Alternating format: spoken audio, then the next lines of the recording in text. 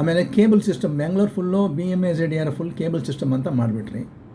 ಎಲ್ಲಿ ಎಲ್ಲ 11 kV ಮಾಡಿದ್ರ ಏನು ಪ್ರಾಬ್ಲಮ್ಸು ಕ್ರಿಯೇಟ್ ಆಗುತ್ತೆ ಅಂದರೆ, ಒಂದೊಂದು ಕೇಬಲ್ ಐಡೆಂಟಿಫೈ ಮಾಡಬೇಕಂದ್ರೆ ಮಿನಿಮಮ್ಮು 15 feet ಒಳಗಡೆ ಡೆಪ್ತಲ್ಲಿ ಹೋಗ್ಬೇಕು. ಆಮೇಲೆ ಅದು ಐಡೆಂಟಿಫೈ ಮಾಡಬೇಕಂದ್ರೆ you should have a device. ನೀವು ರೋಡಲ್ಲಿ ಆಗ್ಯೋಕ್ಕಾಗತ್ತಾ?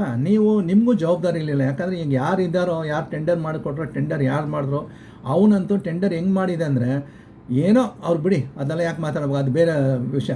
ಕೇಬಲ್ ಹಾಕಿದ್ದಾರೆ, ಎಲ್ಲಿಂದ ಐಡೆಂಟಿಫಿಕೇಷನ್ ಇಡಬೇಕಾ ಬೇಡವಾ? ಎಲ್ಲ ನಿಮಗೆಲ್ಲ ಗೊತ್ತು, DT ಗೊತ್ತು, ಯಾರು ಟೆಂಡರ್ ಕೊಟ್ಟಿದ್ದಾರೆ, ಚೀಫ್ ಇಂಜಿನಿಯರ್ ಎಲ್ಲರೂ ಗೊತ್ತು. ಒಂದೊಂದು ಜಾಗದಲ್ಲಿ ಕೇಬಲ್ ಎಲ್ಲಿ ರನ್ ಆಗುತ್ತೆ ಅಂತ ಒಂದು HTದು ಐಡೆಂಟಿಫಿಕೇಷನ್ ಇಡಬೇಕಾ ಬೇಡವಾ? ಎಲ್ಲಿದೆ ಅಂತ ಗೊತ್ತಿಲ್ಲ. ಒಂದು ಕಾಂಟ್ರಾಕ್ಟ್ ಕೆಲಸ ತೊಗೊಂಡ್ಬಿಟ್ಟು ಕೇಬಲ್ ಎಲ್ಲಿದೆ ಅಂತ ಹುಡ್ಕೋಕೆ ಹೋದರೆ ಒಂದು ONDMಲ್ಲಿ AWಗೂ AEಗೂ ಗೊತ್ತಾಗಲ್ಲ, ಎಲ್ಲಿದೆ ಅಂತ ಗೊತ್ತಾಗಲ್ಲ. ಅದ್ಯಾರೋ ಒಂದು ಲೈನ್ಮನ್ ಇಟ್ಕೊಂಡು ಲೈನ್ಮನ್ ತೋರಿಸ್ತಾರೆ, ಇಲ್ಲಿ ಬಂದಿರ್ಬೋದನ ಅಂತ ಹೇಳಿದ್ರೆ.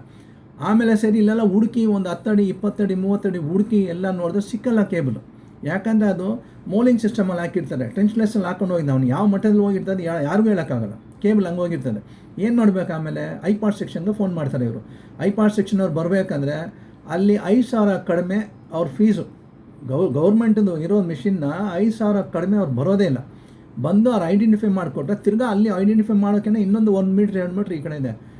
ದಯವಿಟ್ಟು ಇದು ಏನು ಮಾಡಬೇಕಂದ್ರೆ, ನೀವು ಇದು ಪ್ರಾಬ್ಲಮ್ ಒಂದು ಸಾಲ್ವ್ ಮಾಡಬೇಕಂದ್ರೆ ಈಸಿ, ಸ್ವಲ್ಪ ಜಲ್ದಿ, ಅಂದರೆ ಫುಲ್ ಸಾಲ್ವ್ ಮಾಡೋಕ್ಕಂತೂ ಆಗಲ್ಲ ಬಿಡಿ, ನೀವು ಮಾಡೋಕ್ಕಾಗಲ್ಲ. ಎಲ್ಲ ಸಬ್ ಡಿವಿಷನಲ್ಲಿ ಒಂದೊಂದು ಡಿವೈಸು, ಅದು ಒಂದೊಂದು ಡಿವೈಸು 8,000 ಆಗುತ್ತೆ. ಒಂದೊಂದು ಸಬ್ ಡಿವಿಷನ್ ಒಂದೊಂದು ಡಿವೈಸ್ ನೀವು ಕೊಟ್ಬಿಟ್ರೆ ಪ್ರತಿಯೊಂದು 4 ಪಾಯಿಂಟ್ ಅದು ಯೂಸ್ ಆಗುತ್ತೆ. ಯಾಕಂದರೆ ಇವ್ರಿಗೆ ಕೇಬಲ್ ಪ್ರಾಬ್ಲಮ್ ಆದರೆ ನಿಮ್ಮವ್ರಿಗೆ ಕೇಬಲ್ ಬೆಸ್ಕಾಮ್ ಆಫೀಸರ್ಗಳಿಗೆ AEಗಳು ONDMಲ್ಲಿ ಇರೋ AEಗಳಿಗೆ ಕೇಬಲ್ ಪ್ರಾಬ್ಲಮ್ ಆದರೆ ಅವ್ರು ಎಲ್ಲಿಂದ ಲೊಕೇಟ್ ಮಾಡ್ತಾರೆ? ಅವ್ರೇನು ಮ್ಯಾಜಿಕ್ ಮಾಡ್ತಾರಾ? ಅವ್ರಿಗೇನು ಕನಸಿರ್ತದೆ ಇಲ್ಲಿ ಕೇಬಲ್ ಹೋಗಿರ್ತದಂತ?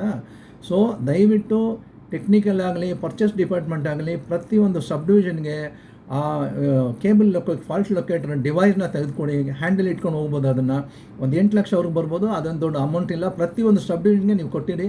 ಪ್ರತಿಯೊಂದು ONDMಲ್ಲಿ ರಾತ್ರಿ ಎಲ್ಲ ಹೋಗ್ಬಿಟ್ಟು ಕೆಲಸ ಮಾಡೋಕ್ಕೆ ಐಪಾಡ್ ಇರೋದು 1-2 ಬಿಲ್ಡಿಂಗ್ ಇಟ್ಕೊಂಡಿರ್ತಾರೆ, ನೀವು ಅದನ್ನ ನೋಡ್ಕೊಂಡು ಹೋಗೋಕ್ಕಾಗಲ್ಲ. ಇದನ್ನು ಮಾಡಿದ್ರೆ ಗುತ್ತಿಗೆದಾರಿಗೆ ಹೆಲ್ಪ್ ಆಗುತ್ತೆ, ಗ್ರಾಹಕರಿಗೆ ಹೆಲ್ಪ್ ಆಗುತ್ತೆ, ಬೆಸ್ಕಾಮ್ ಅವ್ರಿಗೆ ಹೆಲ್ಪ್ ಆಗುತ್ತೆ. ದಯವಿಟ್ಟು ಇದು ನನ್ನ ರಿಕ್ವೆಸ್ಟು. ನಾವು ಏನೇನು ಮಾತಾಡಿದ್ದೀವಿ ಇವತ್ತು ಪಾಯಿಂಟು, ಈ ಪಾಯಿಂಟ್ಗಳೆಲ್ಲ ದಯವಿಟ್ಟು DT ಅವರಾಗಲಿ MD ಅವರಾಗಲಿ ಸ್ವಲ್ಪ ನಿಮ್ಮ ಈ AWಗಳು ನಿಮ್ಮ ಈಗಲೂ ಕರೆಸಿ ನೀವು ಮಾತಾಡಿ. ನಾವೇನೇನು ಮಾತಾಡಿದ್ವಿ ಇದೆಲ್ಲ ನಿಮ್ಮ ಕೈಯಲ್ಲಿ ಸಾಧನೆ ಆಗುತ್ತೆ ಅಂದ್ಬಿಟ್ಟು, ಆಗ್ಬೋದಾ ಆಗಲ್ವ ಅಂದ್ಬಿಟ್ಟು ನೀವು ಅವ್ರನ್ನ ಕರೆಸಿ ಡಿಸ್ಕಷನ್ ಮಾಡಿ. ಬರೀ ಅವ್ರನ್ನ ಇಟ್ಕೊಂಡು ನೀವು ಆದೇಶ ಮಾಡಿಬಿಟ್ಟು ನೀನು ಅದು ಮಾಡಿರಿ ಇದು ಮಾಡಿರಿ ಅಂತ ಹೇಳೋದಿಲ್ಲ. ಅವ್ರನ್ನ ಕರೆಸಿ ಡಿಸ್ಕಸ್ ಮಾಡಿ ನೀವು, ಒಳ್ಳೆಯದು ಕೆಟ್ಟದ್ದು ಯಾವುದಂತ. ಈಗ ಏನು ನೀವು ಮಾಡಿದರೆ ಅವ್ರನ್ನೆಲ್ಲ ಸೋಲಾರ್ ಮಾರ್ಕೆಟಿಂಗ್ ಎಕ್ಸಿಕ್ಯೂಟಿವ್ ಥರ ಆ ಥರ ನೀವು ಕರೆದುಬಿಟ್ಟು ಯು ಡಿಸ್ಕಸ್ ವಿತ್ ದಮ್. ಇದೆಲ್ಲ ಮಾಡೋಕ್ಕೆ ಸಾಧ್ಯ, ನಾವೇನೇನು ಇವತ್ತು ಮಾತಾಡಿದ್ವಿ ಇದನ್ನೆಲ್ಲ ಮಾಡೋಕ್ಕೆ ಸಾಧ್ಯತೆ ಇದೆಯಾ, ಮಾಡ್ಬೋದಾ, ಇದರಿಂದ ಈ ಬೆನಿಫಿಟ್ ಇದೆಯಾ, ಲಾಸ್ ಇದೆಯಾ ಅಂತ ಜಸ್ಟ್ ಆಸ್ಕ್ ದಮ್. ಆಮೇಲೆ you can do it. Because ನೀವು ಬಂದ್ಬಿಟ್ಟು ಅಡ್ಮಿನಿಸ್ಟ್ರೇಷನ್ ಲೆವೆಲಲ್ಲಿ ಇದ್ದೀರಾ. ದಯವಿಟ್ಟು ಇದನ್ನೆಲ್ಲ ನಾನು ಏನೇನು ಮಾಡಿದ್ದೀನಿ ಸ್ವಲ್ಪ ಪರಿಶೀಲನೆ ಮಾಡಿ, ದಯವಿಟ್ಟು ನಿಮ್ಮ ಏನೇನು ಆಫೀಸಲ್ಲಿ ಅವ್ರನ್ನೆಲ್ಲ ಕನ್ಸಲ್ಟ್ ಮಾಡಿ ಎಲ್ಲರಿಗೂ ಒಳ್ಳೆಯದಾಗೋ ಒಂದು ಕೆಲಸನ ಮಾಡಿ.